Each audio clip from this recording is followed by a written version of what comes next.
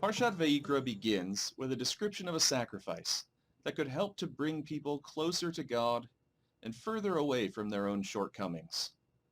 And this is a sacrifice of livestock, of a sheep or a goat or a cow. And there is a particular technique, a particular method to it. There is a particular way to slaughter it and to prepare it. And then at the end of the sacrifice, some portion of the animal was burnt.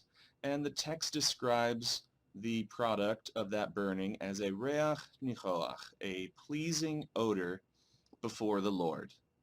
Now, in ancient times, bringing a goat or a cow, that was a substantial offering. It was a substantial amount of money. And of course, not everyone could afford to do that. And so the Torah, rather than leave the poor out, the Torah institutes an alternative for those who can't afford to bring the livestock, the mammal offering. They would bring a bird. They would bring a pigeon or a turtle dove, perhaps something they had raised, perhaps something they had caught in the wild. They would bring it and they would offer that instead. And the text describes, once again, how the bird is slaughtered and prepared, and that ultimately some portion of it is burnt on the altar as a reach nichoach, a pleasing odor before the Lord. And our sages noted that there is no description in the last few verses of this first chapter of Leviticus.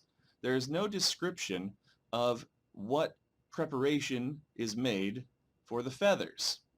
And they, whether from knowing how things happen in the temple or just having a received tradition, they understood that the feathers on the body were removed and they were set aside in the same manner as the beak and the gizzard and some other parts. But the feathers on the wings, they were preserved. And the feathers on the wings were part of the sacrifice. They were part of the burnt offering, which leads the sages in Vayikra Rabbah to ask the question, everyone knows that burnt feathers smell disgusting. How on earth could you call this a reach nichoach, a pleasing odor before the Lord? Clearly, it's not a pleasing odor. Burning feathers is a great way to ruin a barbecue. Now, the answer that they give really cuts to the heart of what is happening here. What is it that we're doing with this sacrifice? We're not just killing animals, and we're not just having a barbecue. What we are doing is drawing closer to God. And if we're drawing closer to God, there is going to be some element of offering, some element of sacrifice that is a part of that. But it is the drawing close that affects. It is not the sacrifice that actually does anything. The sacrifice doesn't change the universe. What changes the universe is our own will, our own repentance, our tshuva. And so when we bring the sacrifice, it really, in a sense, doesn't matter what animal it is. So you might imagine that you could take a dove and you could, mask it in a way so that all the sacrifices looked more or less the same.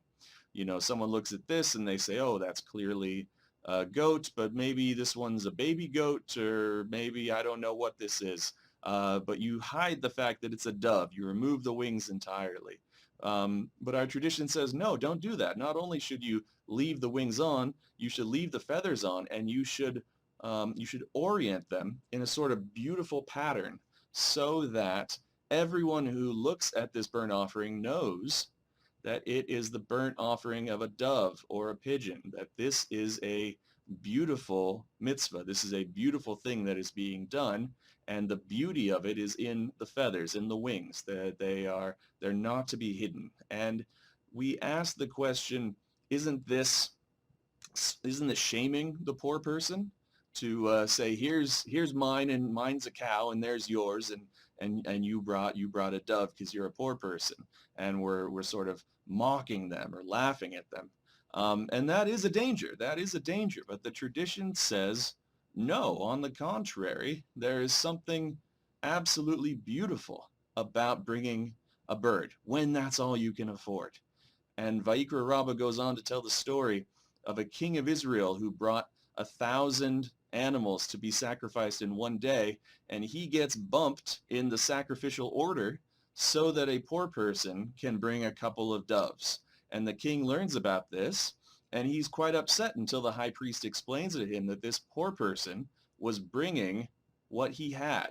He wasn't bringing out of his largesse, he was bringing everything he had to the temple. He was offering to God precisely what he was. He didn't have a lot, but everything he had, he brought to God.